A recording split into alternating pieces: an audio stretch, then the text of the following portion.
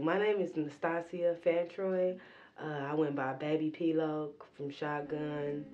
I got quoted. I was 12 years old, and from 12 to 17, I was in and out of the detention center.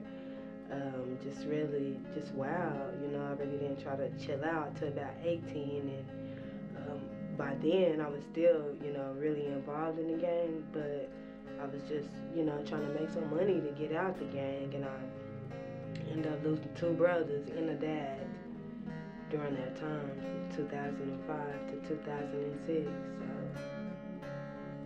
really raised up in a structured home. My dad retired from the FAA, and my mom eventually ended up getting strung out on drugs, but I still had my dad, that strong foundation.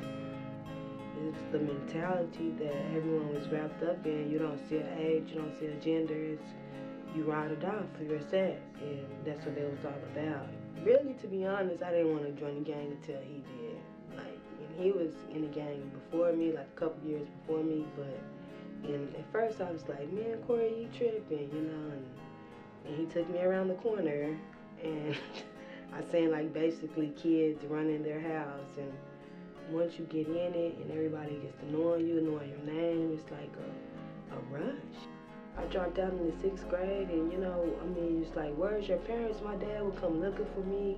He would be crying to my friends, paying them to come find me, and I'd be hiding because I didn't want that structured life anymore. I didn't, I just totally took that for granted because I was a minority in my neighborhood as far as having my mom and dad at home, and my dad being able to provide for me, and seeing the struggle that other kids were going through around my neighborhood was like, man, I don't deserve this. I want to be like them. I want to have to steal. I want to have to, steal just to eat. And I didn't, but being that I was so odd because I didn't have to, it was like you want to fit in. And I just turned, I was 18, and I was really just trying to get it together because it was just me and Moo. I lost my dad. My mom just got out of the penitentiary, and she's sending us all these letters saying she's going to do right. And she got out still smoking crack, so I had to, be mom for Moo. That night, I just went to bed, and somebody knocked on the door.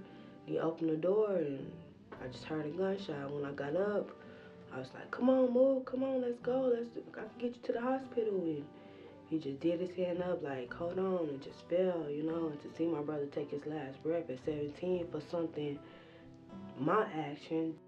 And now I realize that I was left here for a reason to do something with my life, But I still feel like I wish I would have opened my door at the end of the day, he didn't deserve that.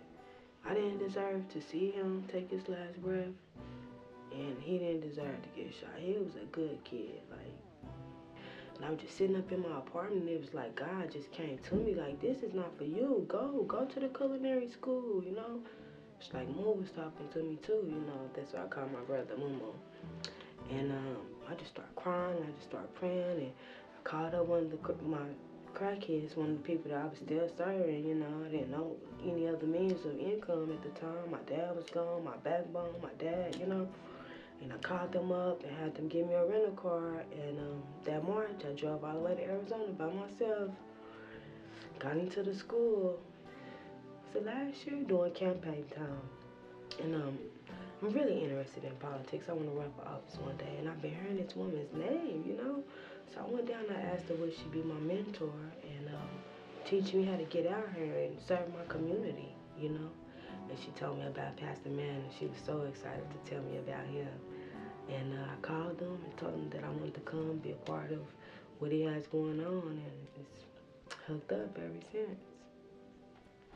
We have mentoring on Wednesday, and I see some of the young ladies and even the guys, and just to be able to speak to them and let them know, like I see those kids that I worked with in the detention center, and they see me a part of this. They like, I thought this was, ex-gangbangers. I was like, I was. And they're like, but you Miss Fantroy. I was like, I am, And just to see that light in their eyes, like, man, people like really changed. And then they like, oh, you was baby P-Lo. Oh, I heard that. You know, like they really didn't know. Cause at first I was ashamed. I didn't want people to know at the detention center. You know, I felt like it would be held against me.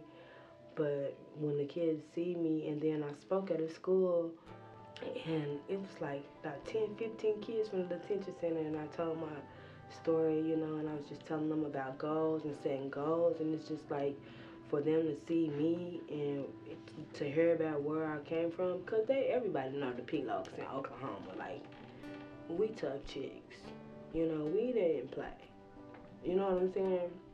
So everybody know P-Loc, like, that's P-Loc, oh my goodness, like, you know, still making me get that adrenaline from the fame, the love from when I was 13, but that never leaves. But I mean, I feel like I've been a major impact in kids' life as far as them seeing somebody in the flesh that has changed, that didn't have to reach the penitentiary, that was lived in the detention center but ended up working. I think it's surreal for them just as much as it is for me. You know, for me to be able to share that, it's just like amazing.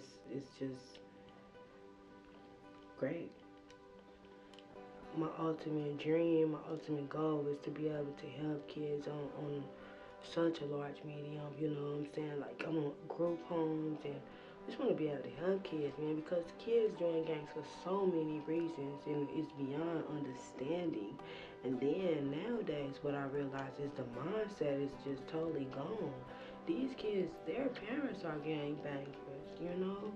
Their moms and dad. I had one kid, he said, I want to start banging, but last time I got out, my mama called me a bitch ass nigga because I told her that I wasn't gonna bang no more. Like, that killed me, you know.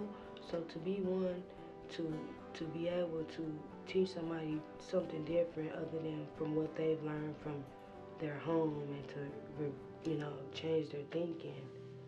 I mean, that's my ultimate goal, and I pray about it every night. Lord, let me touch these kids, you know.